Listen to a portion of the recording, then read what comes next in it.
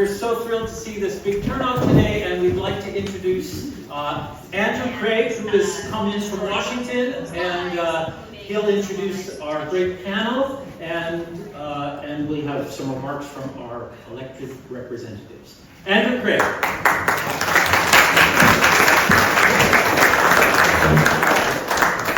Thank you, Steve. You're welcome. Well, I have to say I have a welcome, but also a few remarks, because I think this is a very important gathering and occasion. And the first thing that I'm going to do is look out at this beautiful, beautiful scene that we have here, where so many people are now enjoying spring reunions, and of course we can look out on this unique scene. And I'm sure everyone here thanks our hosts and hostess, CRS Bar and Studio.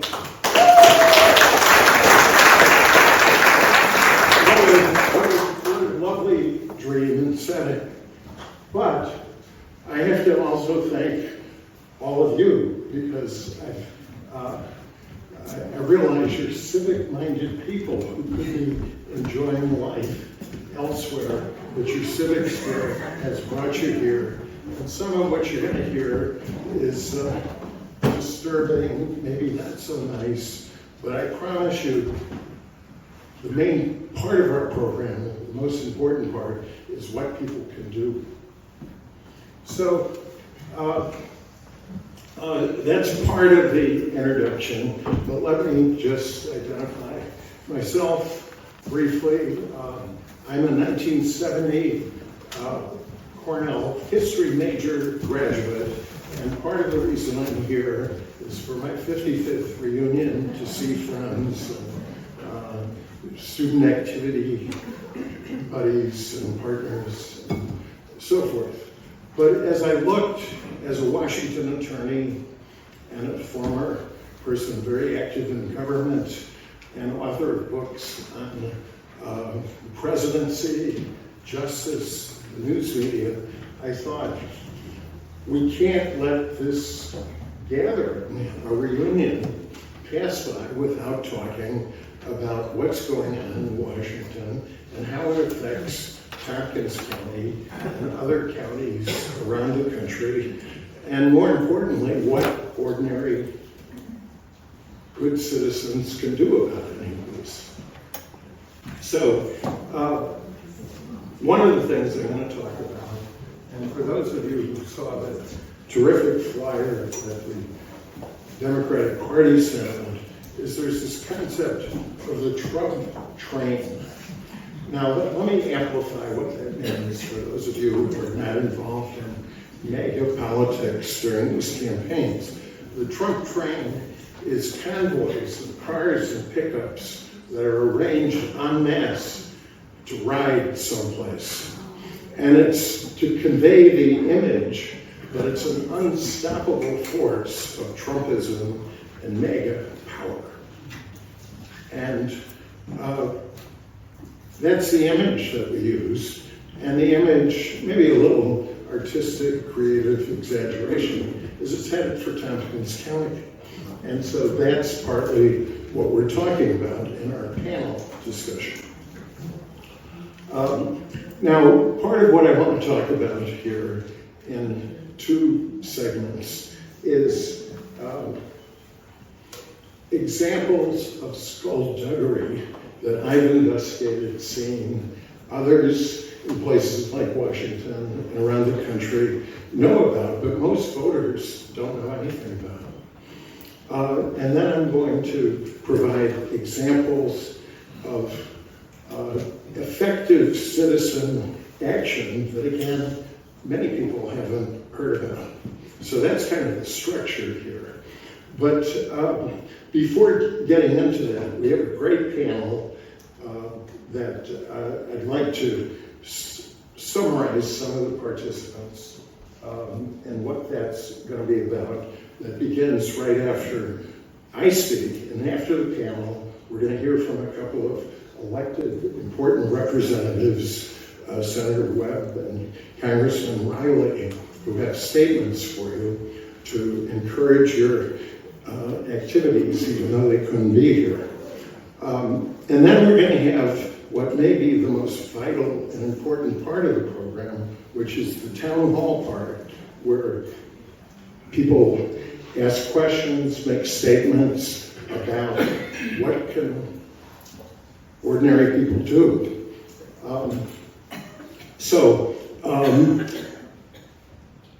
Here's what our panel is.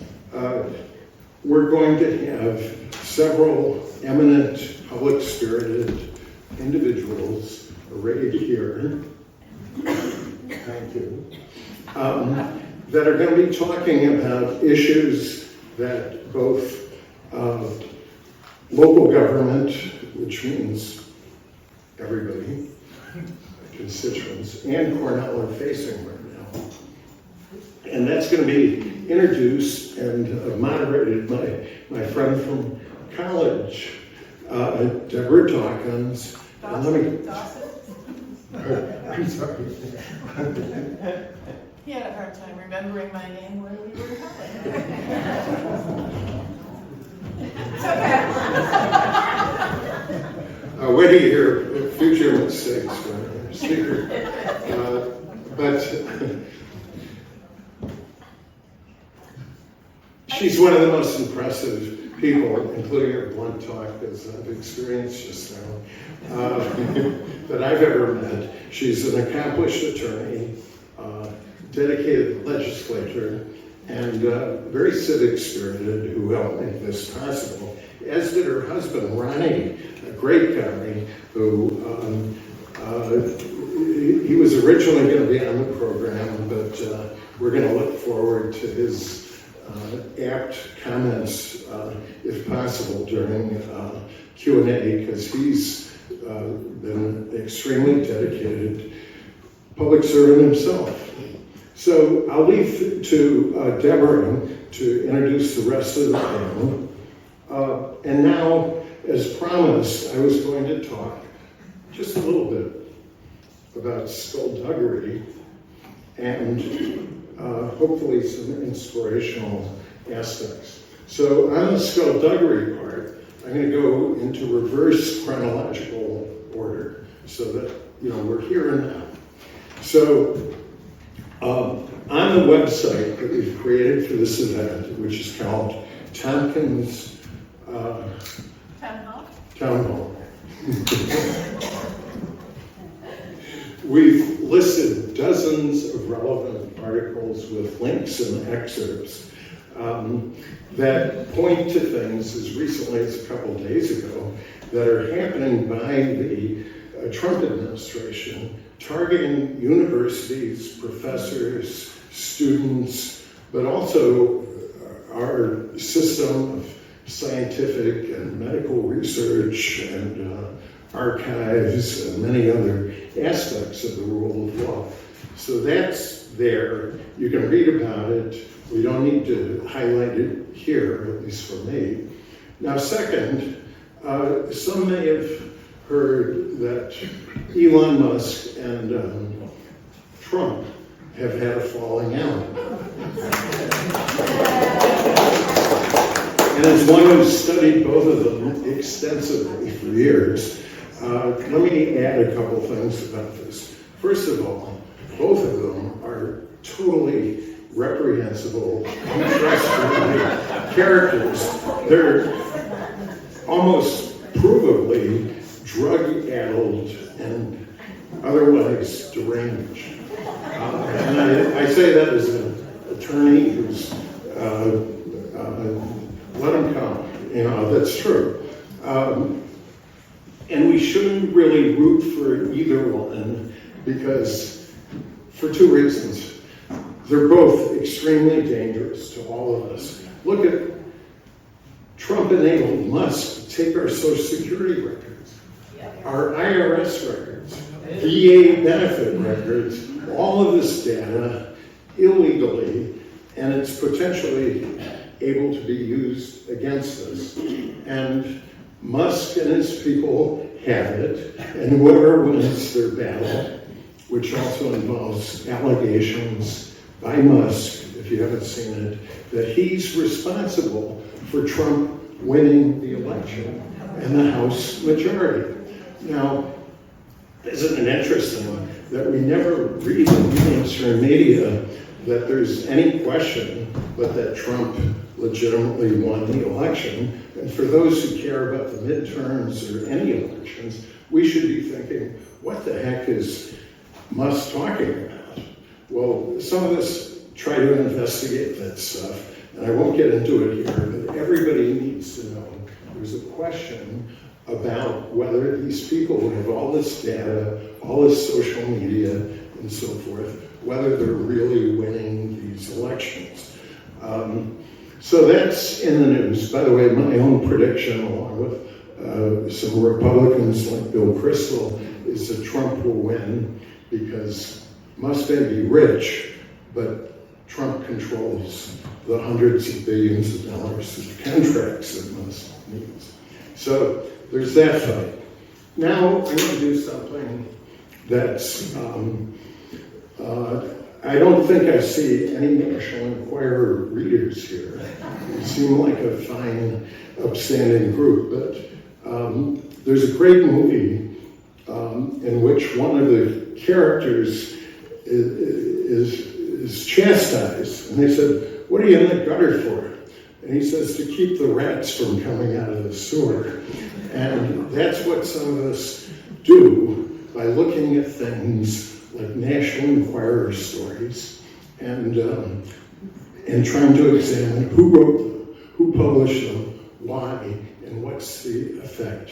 So I'm going to show you a few headlines from the 2016 election that I collected at the time, because while most people here probably have heard of Stormy Daniels and how the National Enquirer suppressed bad information about Trump and Karen McDougal, the Playboy model, probably no one, raise your hand if you've heard it, knows much about how he and the publisher of the National Enquirer used that to destroy the candidacies of his rivals. Yes. And here's a few examples, and there's many, but these three are from 2016. So one here, what are they hiding? Marco Rubio, Hillary Clinton, Donald Trump, Bernie Sanders, and Ted Cruz. Now this is at the beginning of the year when the two Republicans were his main rivals. And so this whole story is a hit job on Marco Rubio and Ted Cruz, as well as Hillary Clinton and Bernie Sanders. But who's smiling here? Because it's all positive about him. So the essence of the story is these are all bad people, and he's hiding that he's a good person. And so this is the way millions of people, not here, but around the country, are getting information. So let's dig into two other stories. Take the Ted Cruz one. Now this is kind of famous, but the mainstream media won't touch what I'm about to tell you about why it's important. Here's the headline. Ted Cruz's father linked to JFK assassination, with a picture of Oswald and Rafael Cruz. Now, I know one of the people who worked on this story, and this is what I mean. He's a good guy, but they misstated this. I also know his editor at the National Enquirer, and what she has said, well, look, we had to simplify this because our readers don't get the subtleties. And I'm not getting it. And so the story basically makes it seem like Ted Cruz's father was involved in the plot with Oswald to kill JFK. But that's not accurate in a variety of ways that I won't get into here, but it's designed to smear Ted Cruz. Now, what's the date of this? I think it's like April. He was the last remaining candidate against Trump. if you remember the time. And one of the pieces of evidence that you should know, and those of us who do this kind of deep research notice that part of the forensic evidence linking Ted Cruz to the JFK assassination is Ted Cruz's father has an insincere smile, and his son has the same insincere smile. And so you have repeated efforts like this to influence millions upon millions of voters. And for anyone who supported the Democratic candidate, you should realize, as David French, the op-ed columnist for the New York Times recently said and wrote, he's an evangelical conservative, and he says, many of the ministers have convinced millions, maybe tens of millions of people, that she works with Satan.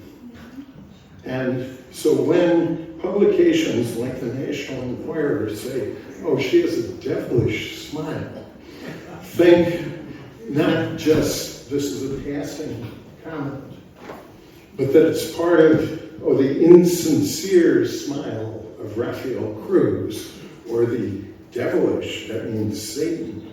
And David French who's no longer a conservative because he sees the danger to the country, as I'm sure most, if not everyone here does, he says, this is not accidental. You've got to realize that this is a critical demographics for elections, and you can't ignore it. So that's why I'm bringing this up here.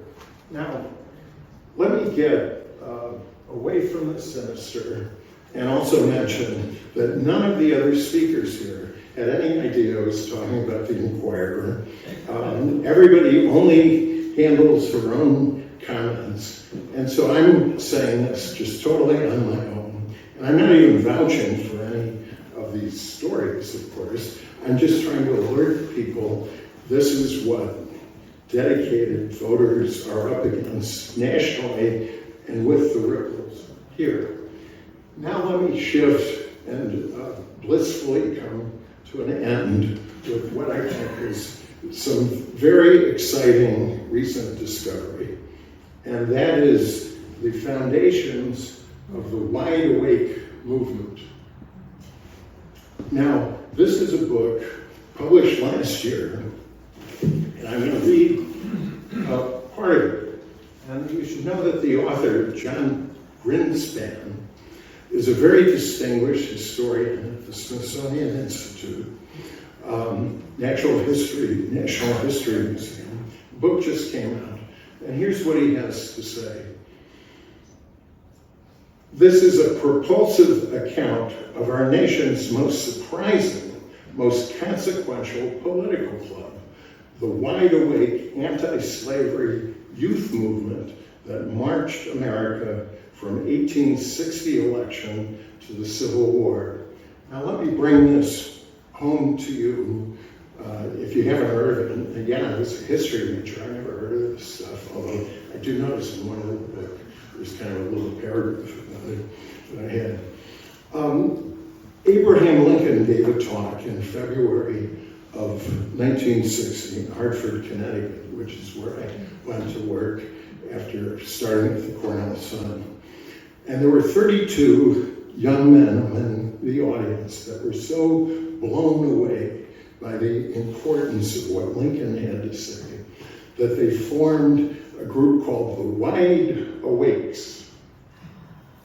And the Wide Awakes were a reaction to the Confederacy, to slavery, to the political party, no nothing.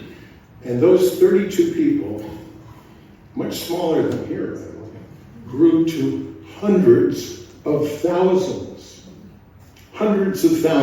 within a year.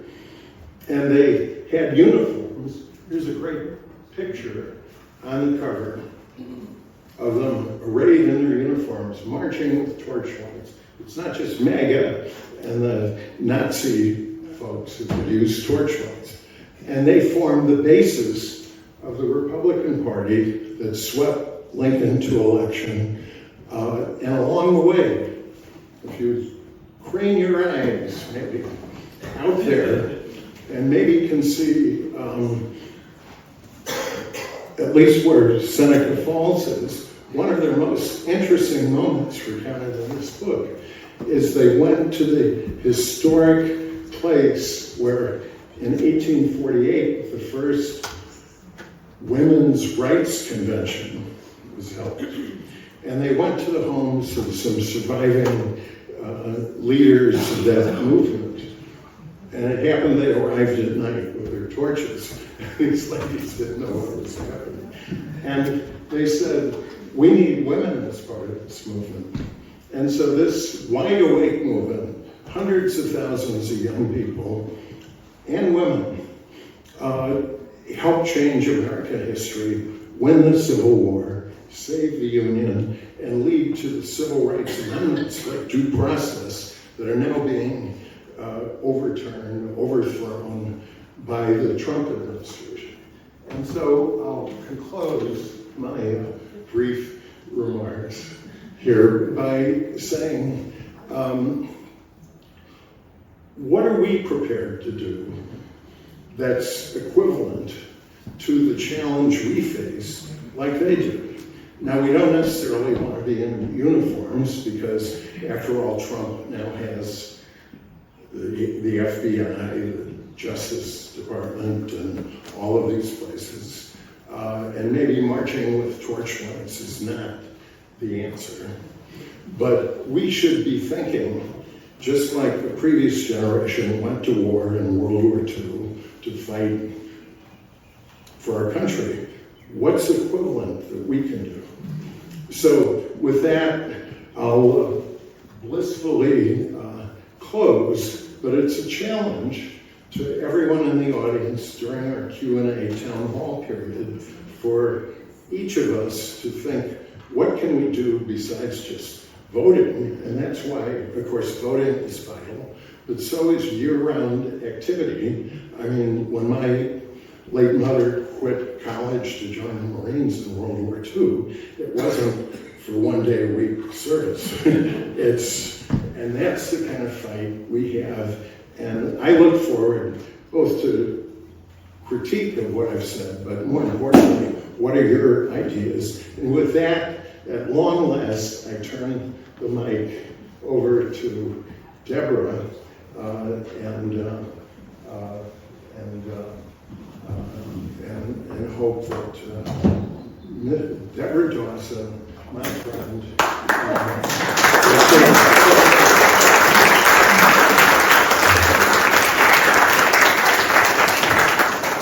So is this? Yeah, this is on. All right.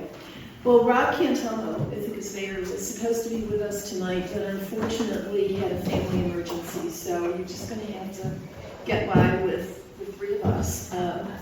Risa Leibovitz is a professor at Cornell and a very effective speaker. I heard her speak first at the Hands Off rally several weeks ago, and she will be addressing the impacts of this administration on Cornell University and higher ed in general. And then Rich John, one of my colleagues on the county legislature, will be speaking about the legal aspects of Trump's attacks. And since I'm the budget wonk, I will be talking about how it's going to impact our local budgets and the services that we're able to offer. So with that, Risa. Thank you. Thanks so much. It's really great to be here for a number of reasons, and one of them is because I feel like this is a second home, because I get to be out here with Steve and Jeannie and to participate in their extraordinary art creation. And I get to dance out here and inside, outside, upstairs, downstairs, everywhere. So it's really lovely to be here. So thanks, Steve and Jeannie, as always.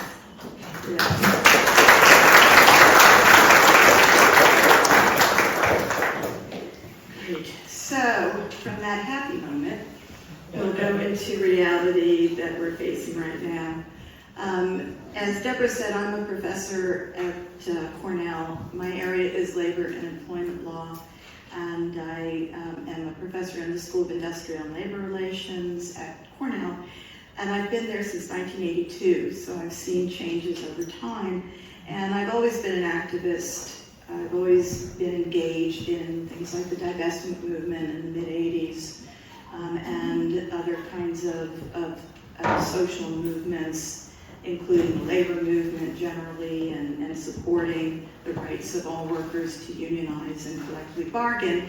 And I see these issues as connected, right? Social justice issues as well as labor rights. And so for me, being an academic has never been some sort of stereotype around academics who sit and they never get out into the world. To me, being an academic and being somebody who's also an activist, the scholar activist, is the role that I always aspired to, and I try to engage in all the time.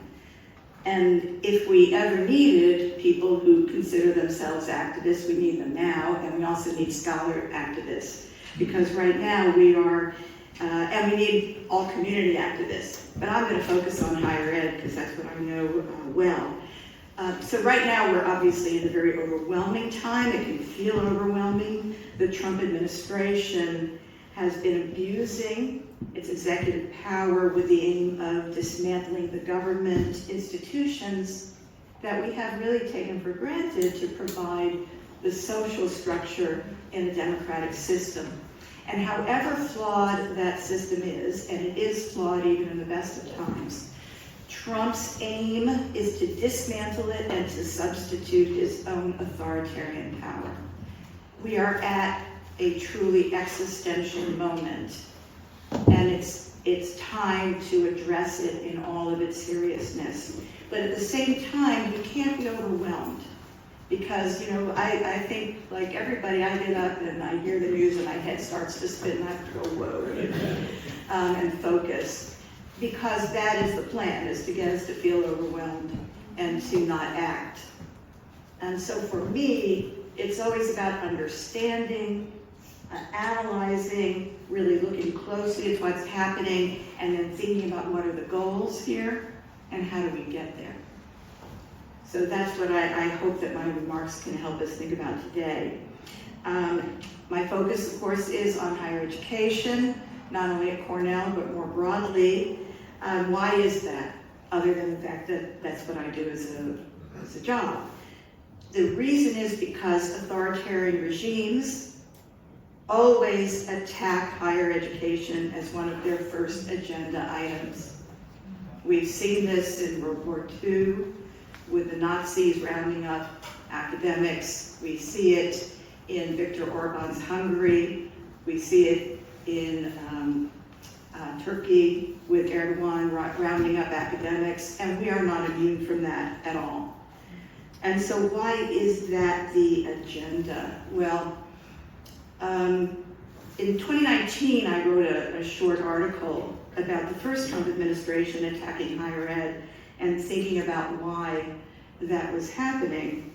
And I think it's just as true today, and it's more of a crisis today. So first of all, what's essential is that colleges and universities are institutions that are essential to a thriving democratic society. Their role is to be independent institutions with a public mission to educate, to research, and to engage in debate inside and outside of the classroom. And we develop expertise. We have a lot of knowledge and expertise, and hopefully through our work publicly in speaking as well as within the campus, we are able to share that with the rest of society. And all of this depends on our ability to exercise academic freedom. And that's academic freedom for faculty as well as for students. I've been very active in the American Association of University Professors, the AAUP. I've been active in different ways. And that is an organization that was founded in 1915 at times where there was no academic freedom being recognized and faculty were being fired because they spoke out about conditions at their time. This was also a period in 1915, around then, when the disciplines were being developed. and social science disciplines, as well as the hard sciences, moving away from ecclesiastical universities into secular kinds of science, where Darwinism was really quite radical. And of course, in Dayton, Tennessee, it continued to be quite radical over time with the Stokes trial and all. So we have, in some ways, similar kinds of conditions where we have a lot of corporate control, politics, corporate money in higher education. And so academic freedom itself has been something that we've had to fight for ever since 1915 and continue to fight for it organizationally as well as individually. Because if we are to remain independent institutions of higher education, we have to have academic freedom rather than being subject to discipline or worse because we disagree with the powers that be. And so in higher education, traditionally, this is where we find critical thinking, questioning the status quo, expanding access to learning to many students from many backgrounds, and expanding academic disciplines as we learn more about society, including disciplines of gender studies, racial justice studies, Middle Eastern studies, many areas that were not on campuses for many years. And so this is also something that we need to nurture to have a democratic institution, and we need to support international students, international faculty and staff coming to our universities to exercise their academic freedom and freedom of expression. So that's one thing that we traditionally find in higher ed. Well, also in higher ed, we see a lot of support for democratic principles, and that includes burgeoning social movements for racial and gender equality, including, as I said, disciplinary areas being opened up, but also a lot of organizing on campus where students come together with faculty and staff, and we support and organize around social equality. And third, on college campuses, we know that collective action is very important. We can see that at certain times like Cornell with collective action in the late 60s, collective action in the mid-80s, collective action in the 90s, so at least every decade or so, we see an uprising, which I think is very healthy. And lately that's also been including a lot of labor activity with graduate employees who have been unionizing, including recently at Cornell, where they just got a great first contract. So what did I just describe? I described everything Trump hates, right? Everything that Trump would like to destroy. And so Trump's attack on universities continues a right-wing program that has already been in effect, particularly since not only Reagan, but if you think about Reagan with kind of corporatized privatization, but more recently, if you think about the 2000s, pre-Trump, and then into the first Trump administration, we see at the state levels, state statutes, particularly in the South and some in the Midwest as well, so-called divisive concept statutes, which prohibit public institutions of education to teach in certain ways about race and racial history and gender issues. So that kind of right-wing agenda at the state level has now bubbled up to the federal level, first with the Trump administration and now with the second Trump administration, to continue that kind of right-wing attack and to make colleges and universities another tool in their authoritarian agenda. You know, think about New College in Florida and Chris Rufo taking it over and changing it from a wonderful liberal arts institution to what they say they'd like, which is the Hillsdale of the South, which is a fundamentalist Christian institution. This is also, if you think about what universities, the attack is, it's part of the xenophobia, it's part of the anti-immigrant agenda from the right-wing forces, and I know that we all know that's happening on an everyday basis. We hear about the attacks on immigrants. So I want to specify a few areas where this is being carried out, and I know that, Richard, you're going to be speaking about the law. It's hard for me not to speak about the law.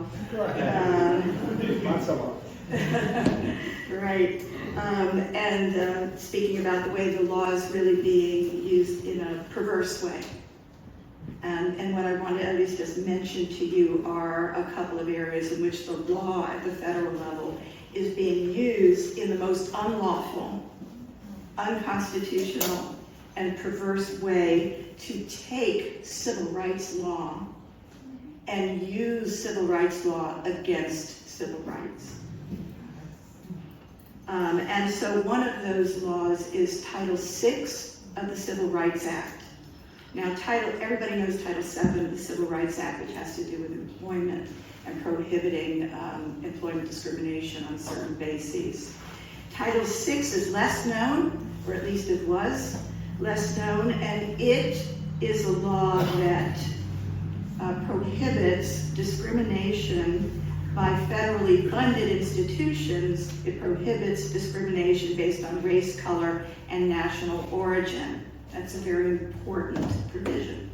It says that if you're receiving federal funding, then part of the condition of receiving that is that you do not discriminate on the basis of race, color, or national origin. It doesn't include sex. That was added in Title IX with regard to higher education, but this covers also higher education because all higher education basically gets federal funding. And the way in which it's enforced by the Department of Education and the Office for Civil Rights within the Department of Education is through complaints, investigations, and oftentimes voluntary agreements to make sure that institutions of higher education are open institutions that address problems of discrimination on these bases. And so I'm putting that out there because we're going to contrast with what's happening now. Now, the other thing that I wanted to add is that Title VI does not include religion, discrimination on the basis of religion. But what the Office for Civil Rights has done is to interpret the law to add what's called shared ancestry, which protects, if we're just talking about schools now, students, it protects those who are Jewish. This is from the Office for Civil Rights: Jewish, Israeli, Muslim, Arab, Sikh, South Asian, Hindu, Palestinian, or any other faith or ancestry. So it's not strictly religion. Now, what we've seen in this kind of ironic way most recently is a swell of Title VI investigations by the U.S. Department of Education under Trump at over 60 colleges and universities. And these charges against universities range from attempts to restrict diversity. These are attempts by the Trump administration to restrict diversity, equity, and inclusion programs, to alleging that universities have failed to combat anti-Semitism on their campuses. And Trump has weaponized through his administration these investigations in ways that are not real investigations. They're simply pretexts for getting rid of moves towards equality that we've seen over time. And how has Trump done that? First, by not following any legal processes under Title VI. There simply are allegations and demands against schools like Columbia and Harvard without any evidence of discrimination and without following any investigatory processes or due process.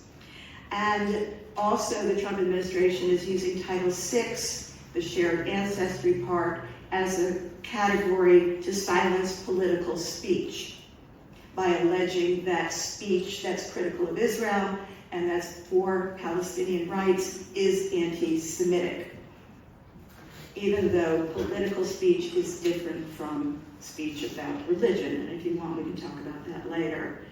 But I also just want to mention the many executive orders that Trump has issued, also which are generally unlawful and unconstitutional, in ways that are taking these Title VI approaches and amplifying them weaponizing Title VI even more with regard to deportation threats of students and faculty who engage in critical political speech, particularly around issues of Israel and Palestinian rights, by using those executive orders to say that they're fighting anti-Semitism, but again, simply targeting expression around Israel and Palestine. And also using both the executive orders and Title VI to attack diversity, equity, and inclusion problems in higher education institutions by actually redefining the harm from harm to those who have historically been discriminated against, to saying that the harm is for white students who might feel guilty about the fact that there has been race discrimination in this country since slavery. Okay, so faced with that, Just go ahead. okay. Thought I'd be polite and then I would just go. Well, Rob's not here, so we all get extra time. Okay. All right. And furthermore, okay. But I told you a very frightening tale, and of course we know that that's only part of the story. There's plenty more to be frightened about, and to be disturbed about, to really be depressed about.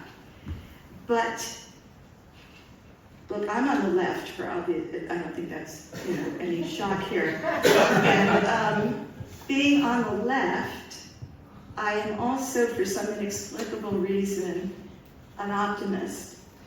And I actually think that those two go together. I don't see how we can fight for justice and fairness and equality in a world which is so unequal and is becoming more unequal and more unjust. How do we fight against that unless we have some sense of optimism? And I do, for some reason, and it's probably because of the dance. That saved my life. Because we need to find joy. And I think that we find joy when we organize with each other and we organize towards things that we all believe in. And this is how, I look at what happened in World War II and I wonder, how did that happen? Right? How did Germans allow that to happen? I'm also Jewish, and so that's been an obsession, that I've thought about, ever since I can remember. And now I can see how it happened. It happens when people don't organize and push back. And that's what we need to do. And so what have we learned from what's happening? Well, one thing we've learned, as we should learn from history, is that capitulation does not work to appease autocratic governments. It doesn't work. Giving into demands doesn't work. You get more demands. That's right. Fascists just say, and now we want more. Anticipatory obedience does not work, saying we'll stay out of the crosshairs if we just take things off our website and if we don't hire people to teach about Palestinian rights and Middle Eastern studies, and if we don't have gender studies, and if we say, okay, don't use words like inclusion, don't use gender, that doesn't work either. And so we might as well fight back and hold on to our principles and our integrity rather than doing cowardly things that do not work.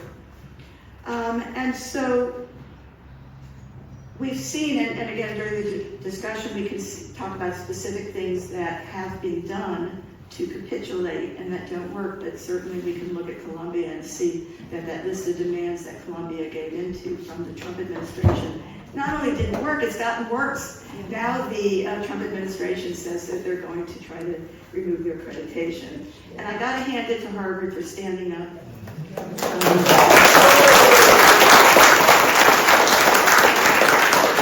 And so what do we also need to do? We need to stand with Harvard. Yes. Acting alone doesn't work, and it's lonely. And so what we need to do is to come together, stand together with those institutions that are brave. We need to be brave, and it's easier to be brave when we join together with others who are fighting for the same thing. And across the board, kind of a popular front vision of standing with others that we normally would not stand with. And so that collective action is essential. Our AAUP chapter here at Cornell has been building coalitions. The National AAUP, with which I've worked for many years, also builds coalition. Unions, social justice organizations, professional organizations, civic organizations, community organizations, the political organizations that some of you may be involved with, we need to join together. And we must have, not only have coalitions, we have to have each other's back, and we can't allow cleavages among allies to separate us. And universities must do the same thing. Universities need to come together. A lot of us have been calling on that to say, we are not going to get into these demands. You can threaten us as much as you want, we're not giving in. And so a lot of universities, hundreds of universities signed on to a statement that was a good first step supporting academic freedom, but now they have to come together with their faculty, with their staff, and their students, and to work with communities to stand up to this autocratic regime that we're fighting now, and in higher education, to save higher education for the public mission that it's supposed to fulfill. So thank you very much.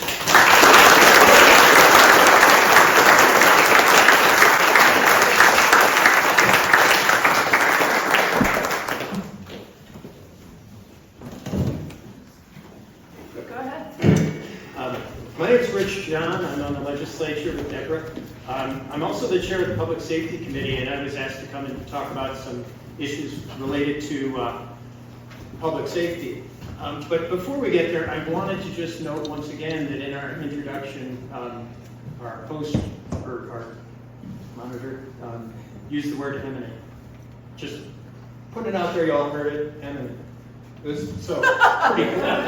Anyway, I don't think I've ever been called eminent before. This is the first time. But here we are. I also wanted to note our sheriff and undersheriff are with us today. Thank you so much for coming.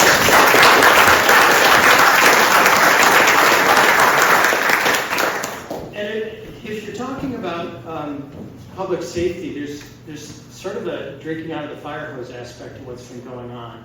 You see it's just entirely chaotic. It's fast, rapidly changing, and it's all over the map. And I don't want to get into trying to do a laundry list. I thought about how do I present today and said, well, you're always chasing the last outrage. And so where I'd like to really provide a focus is on immigration actions. And for a couple of reasons. One is we've already seen some direct impacts here. They've been here. But also, I think looking at it provides a framework that's useful in seeing some structural stuff that's going on with law enforcement and public safety that's worth talking about. And I'll start by providing just some general context.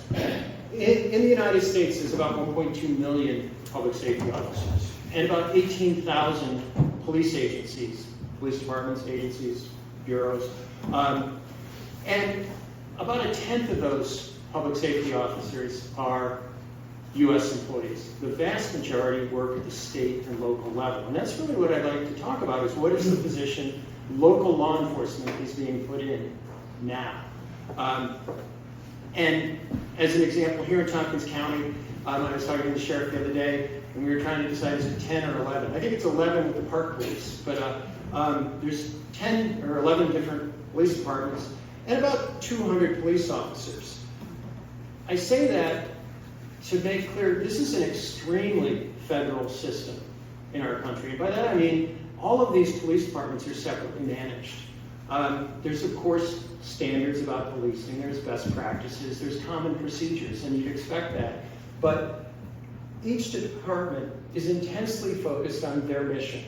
And I'll use the example of the campuses, right? They have their own police forces at Ithaca College and TC3 and Cornell. And rightly, they police in a very focused way, depending on the people that they're policing and the issues that they have to deal with. And that's true of pretty much every police department. They're looking inward to what their mission is. And there's no one person or department that is in charge of all the police departments. Right? They are separate. That's what I mean when I say it's a very federal system. And as an example, our our sheriff, who's elected across the whole county, he has no real authority over the other police departments in the county. He works with them, there's mutual aid, there's all sorts of cooperation, but he's not in charge. And just the same, the national police agencies are not in charge of local and state police departments. They're different.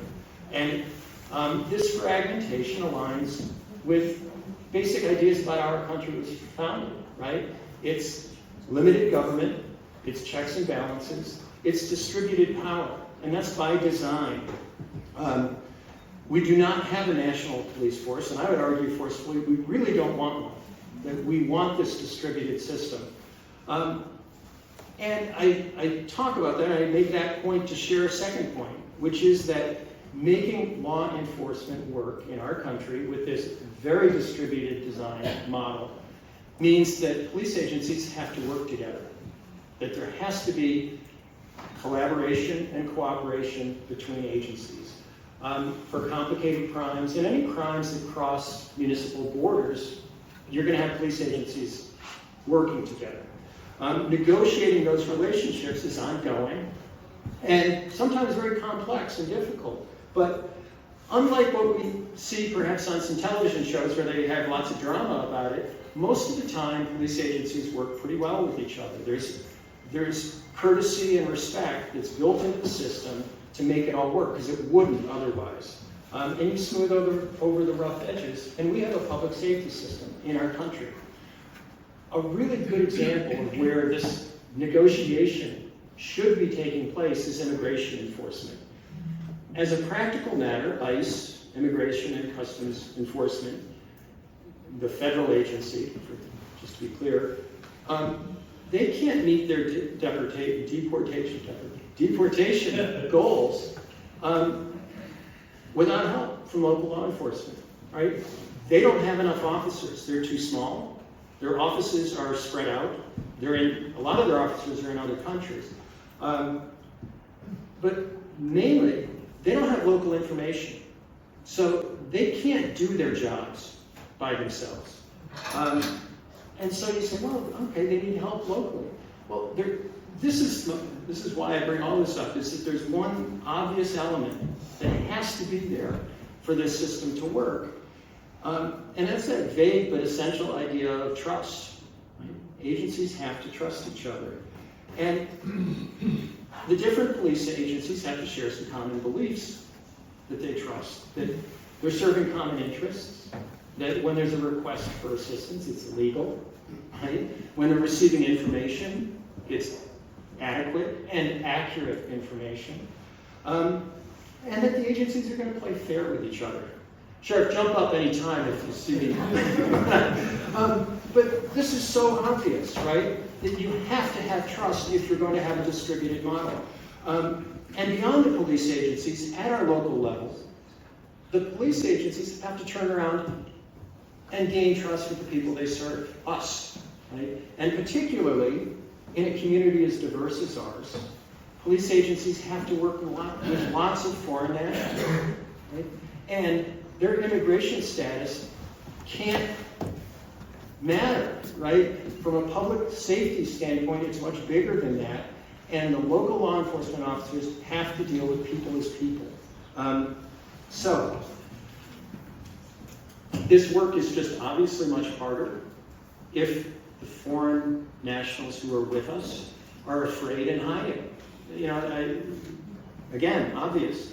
And for local agencies to assist ICE with enforcement actions that may be potentially illegal or, and certainly sometimes cruel, you know, it's at best problematic and I think counterproductive if it's destroying the trust relationship with our local community. So trust is that essential cement that holds our law enforcement system together when agencies have to work together. But the federal immigration actions are really following a new and different path. And I'll stop to say the fact that we're all sitting in this room together, I think we have a trust problem with our current administration. I'm not saying anything that, you know, again, disagree with me. while we do need borders, and we certainly want people to be here with legal status, that's obvious, but our immigration laws are a mess, and we're functioning in a system where they're not appropriate for what we need. And it's hard to believe these are the rules that we have ended up with to decide who can visit, who can live, and who can work in our country. So starting out, we're really stuck in this morally ambiguous mess in regard to immigrants. And Congress isn't moving forward with legislation as they really should. There was comprehensive immigration reform proposed last summer, and the current administration, before they were in office, stopped it because they said, no, we just want to do deportations, only deportations. So we have solely a law enforcement response to our immigration issue. And even in the face of tremendous public disagreement on this vital issue of what do we do about immigration, it is certainly an issue where we can have disagreement. We can argue about what's the right thing. But you'd expect that in that context, the government would be taking a very measured approach, and they're not. And this again is the laundry list of outrages that we keep reading about. The current administration has gone well beyond seeking out and deporting criminals, which is really what they talked about during the campaign. They've included people whose only violation is that they've overstayed their visa. And obviously something should be done about that, but what is the right thing to do? And you see the public opinion start to break down at that level. But they've gone beyond that, and they have detained and deported foreign nationals who have legal, or at least had legal status to be here. And in fact, they've deported some children who are U.S. citizens. They proceeded without hearings, without appropriate due process. They have lied about what they are doing. And they've ignored directions from our courts. So as we sit here, I believe we are fully justified in having some trust issues. Right? But let's keep in mind, right, here we are in the United States, that if we have distrust, the President and administration clearly does not trust us either. Us, meaning local government. The resolution that we passed back in 2017, and I see one of our other colleagues here today, there she is, obviously struck a nerve. We did a resolution saying our job is to have this intensely local focus on our work. Immigration is a delegated power of the federal government. It is not our job, and we will only do what we are legally required to do. But they interpreted that very differently, and they feel we are not fulfilling our obligations to them.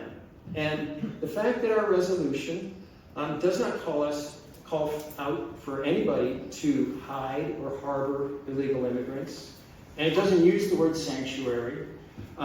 It's an obvious reading of our laws and our local responsibilities and what we're supposed to be doing. That doesn't seem to matter, right? My guess is they think we really are hiding illegal immigrants here. And I want to be clear, that's not true, at least from the standpoint of what our county government is not doing. We're not doing that. But with all that said, it's fair to assume they don't trust us. So if we don't trust each other, what are we supposed to do? Well, the answer is fairly obvious, right? And the we means both of us. We're supposed to try to rebuild that trust. And as I sit here, I think, okay, what should we be doing? And I hope we have some discussion about that in the further discussion, but these are the conversations and negotiations that typically occur between law enforcement agencies and police officers. You'll work it out. But to me, this is the essential puzzle of where we're at right now and what the administration is doing, is that there isn't any interest that I can see in negotiating. And even if we wanted to, it's just, at least so far, like what is happening with other matters with this administration, all we're getting are pronouncements. They're just telling us things. They are not speaking with us. And so we now appear to be in a fundamentally different world, where mutual trust, as we've operated under, just is not valued. And the courtesy and respect that was ordinary. It is not. And we're not being asked for collaboration. It's just order following. And if you believe in a constitutional theory that we have an all-powerful unitary executive, I don't know if you've heard that phrase, this may seem rational. But if you don't believe the president has unlimited power over all the many separate governments in our country, like local government, then I'll use a legal term, it's just bonkers, right? And so you say, all right, he's going off the edge here, it's a little bit extreme, but I did want to give some examples of where this lack of trust is being expressed. And I point to the use of the Alien Enemies Act, and this idea that we are in a constant state of emergency. We're not at war, right? We are not in a situation where the law has to be suspended because it's too dangerous to uphold our laws. The more closer to home, the steps taken to threaten our sheriff with criminal prosecution, that's another example. And the press release that was obviously written in advance about that, I think is another. What I'll call the naughty list that we keep getting put on. But also this theater that we see of military-style takedowns of people on the street represent other attempts to really intimidate that all fit within this no-trust approach. And I call your attention to the very deliberate visual images, because they're so visceral, of these shaved and chained men in their underwear, not allowed to walk upright for reasons that were never explained, with vague, unproven allegations that they're just dangerous. Being marched into a Central American prison in our name without due process. This doesn't say trust us or work with us. This says fear us. And if we're going to move to a model where the federal government says we don't need trust anymore, this is just order following, it's not going to work very well, because local law enforcement can't function that way. They have to be responsible to all of us, responsive to all of us. So I don't think this can work very well for anyone, even the federal government, frankly. I'm almost done. I'm into my Rob time. While this is really depressing to think about and to talk about, but there is something big to note here, which I took from one of the lists they brought to us. And if you look at that recent list of sanctuary jurisdictions they put out with their threats, and apparently it's inaccurate, but it's a list nonetheless, it represents roughly a quarter of the governments in our country. I mean, think about that. Those are the governments that took the action to actually say something. I think there's many more local governments that said this isn't right, but didn't bother to pass a resolution. The trust crisis that is very local to us is also a national one. A large swath of our entire country feels like we do, and it's clearly not in agreement with what the administration is trying to do. We are not alone. And when we have more discussion today, I hope we keep that in mind, because there is positive action that can take place that goes well beyond our county, and I think can really make a difference. So,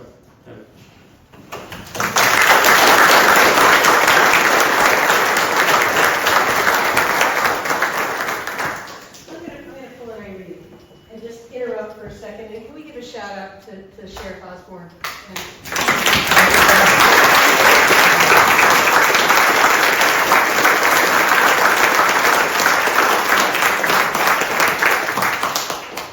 Thanks. That's good. All right, so now we know that when they finally get it together, we are going to be on that naughty list. There's just no getting around it.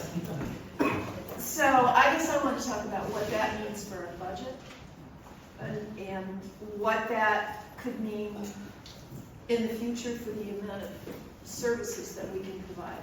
And I'm using the word could advisedly, because I think it's probably going to take a year or two before we really see this play out in its full effect. So we're going to have to extrapolate for now from our current budget and our current service levels. Federal aid represents over $37 million annually, or 14% of the county's 2025 budget.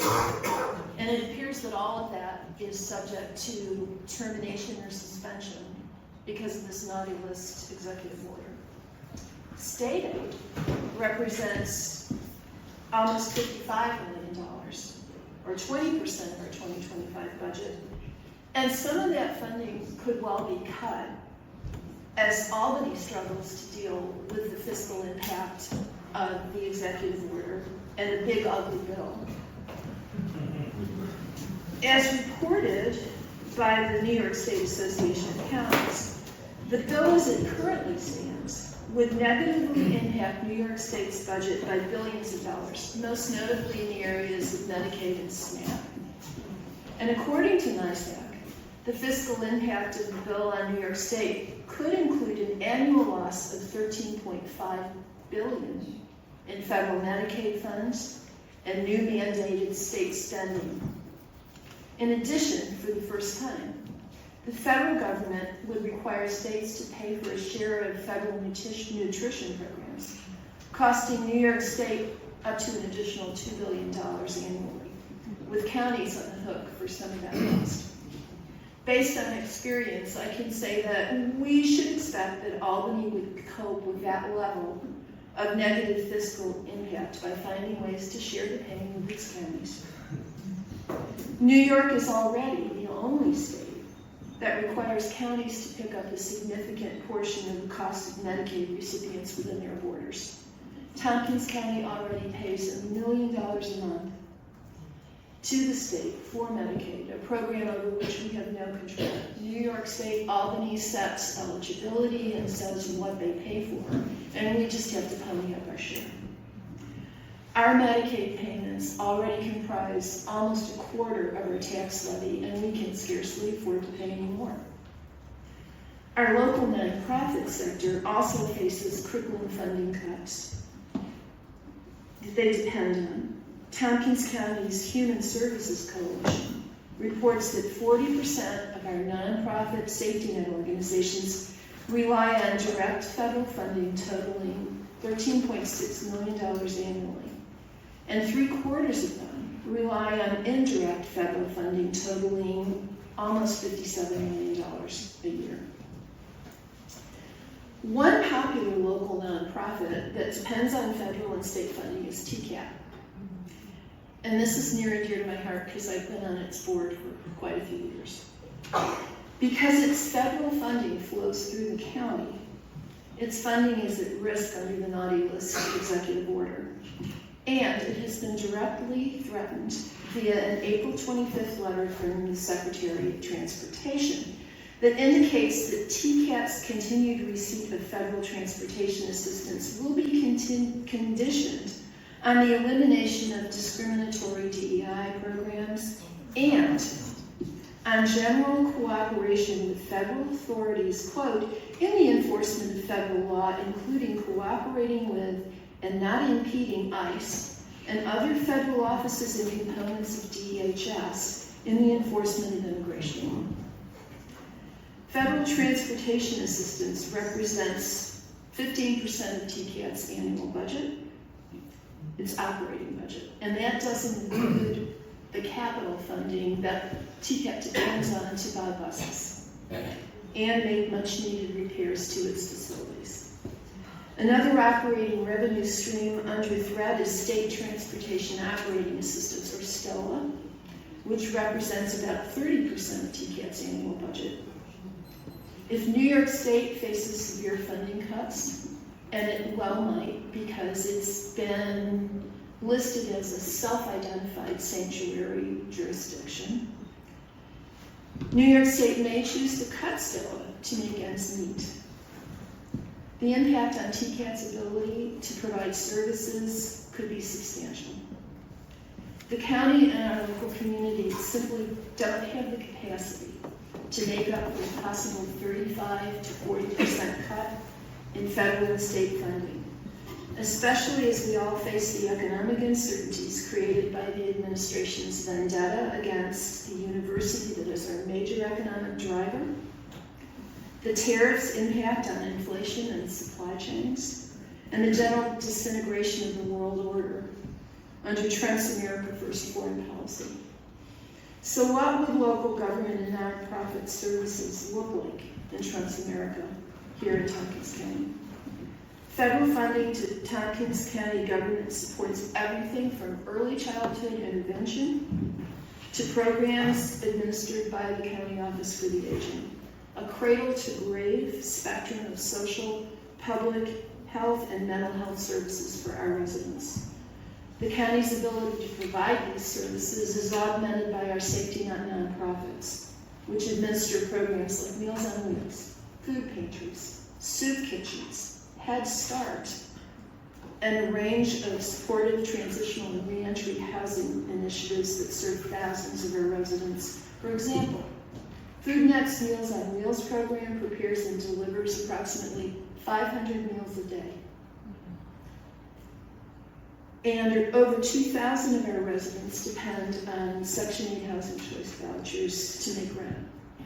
Funding cuts to county government and our safety net nonprofits would necessarily mean deep cuts to all of these services.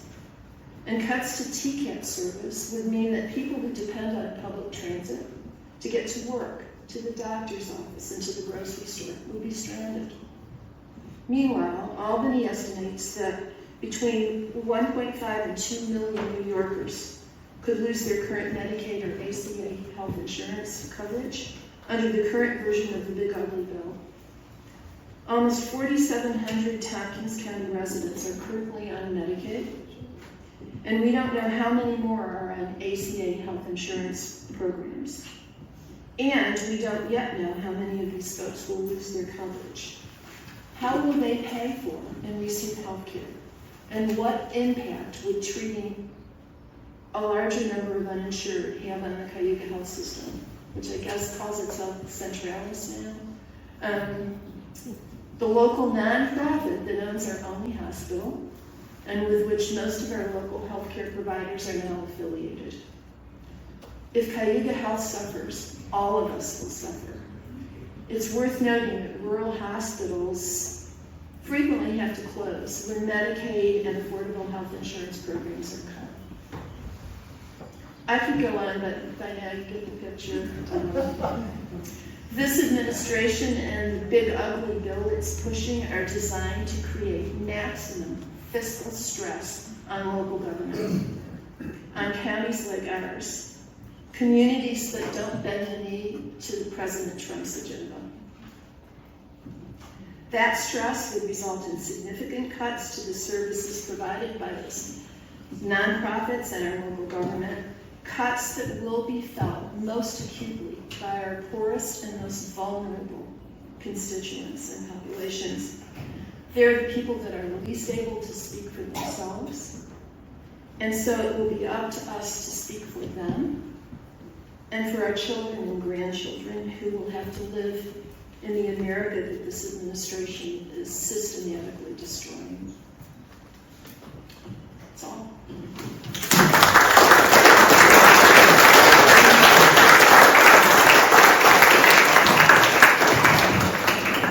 And that was wonderful, as you saw. And now we're going to hear from two of the counties and our surrounding counties elected representatives. First with a representative of State Senator Webb.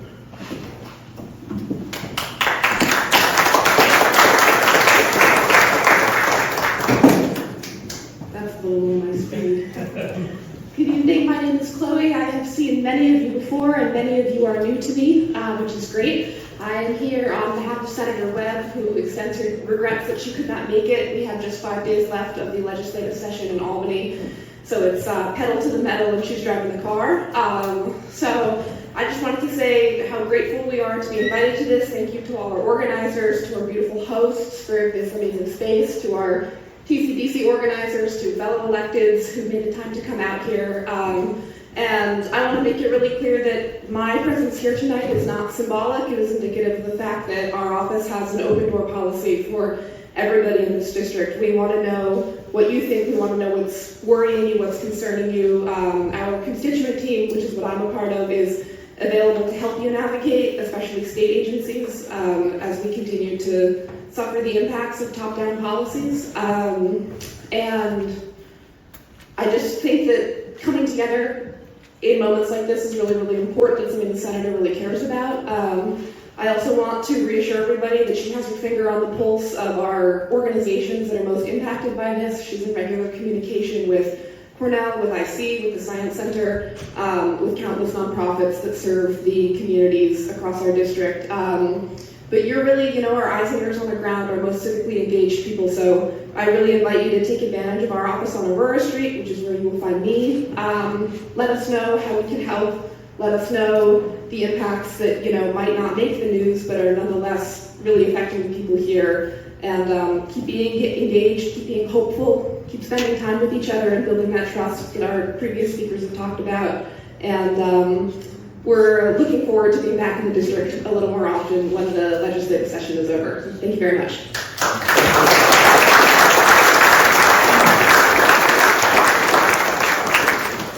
And now our TCDC Chair, Linda Hoffman, will read what we received from Josh Riley. Thank you, Deborah. Good evening, everyone. How are you doing? It's pretty heavy, is it not? But it needs to be. We need to face the truth that is there, and we need to come together. And I think that unified front is being stressed in this particular panel.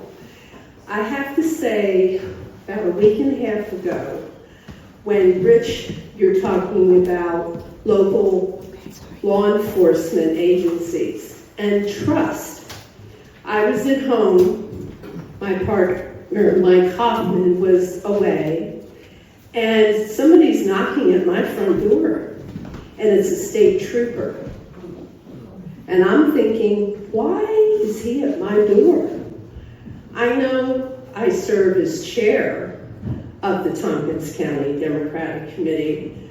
Mike Hoffman is in climate education, speaks publicly all over. Well, he was just at the door because the neighbor up the street had reported a break-in. But I paused, and before I opened the door. So these things can come into our lives and we don't realize how they can impact. But again, reach out. Do not hesitate.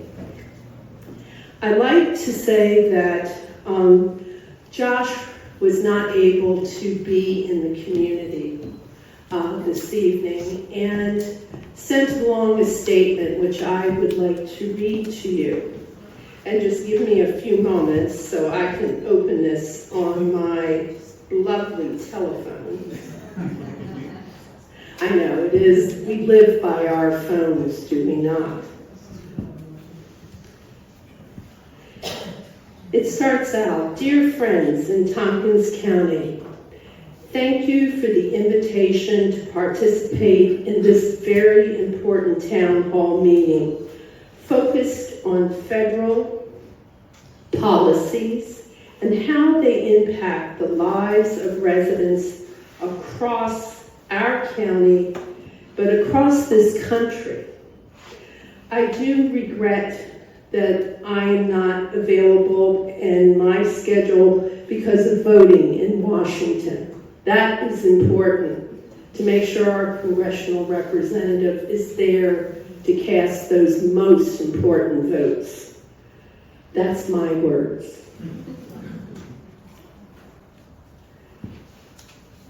I want to offer my full support. I'm sorry, my phone keeps going out. Yeah, that's one of those things. I want to offer my full support for the conversations you are having. Tompkins County has long been a center for civic engagement. public service, and progressive thought. Events like this one demonstrates the strength of our community and our commitment to holding government accountable and ensuring that federal policies reflect local needs. Whether it's lowering costs for working families, protecting and strengthening Social Security, and Medicare, supporting our small farmers and manufacturers, or challenging the influence of corporate special interests. These are the values I bring with me to Washington every day. Accountability doesn't start in the halls of Congress. It starts at home. In events like this one, I am grateful to all of you for taking the time to be here and participate in today's discussions. And I look forward to working together to deliver meaningful results for people of Tompkins County. I thank you. It is signed Congressman Josh Riley. Thank you. If I may just add, people who are looking for information about what is happening with our congressman, he represents the New York 19. There are 11 counties in the New York 19. Go to the website, subscribe to the newsletter, subscribe to TCDC. You will get our newsletters, you will get our MailChimp announcements, information about what's happening in Tompkins County, other types of communication from Senator Webb's office, from Assembly Member Anna Kellis as well. So reach out and always keep that in mind. The information, we are always trying to make sure it reaches as many of you as possible. So thank you for being here. Thank you.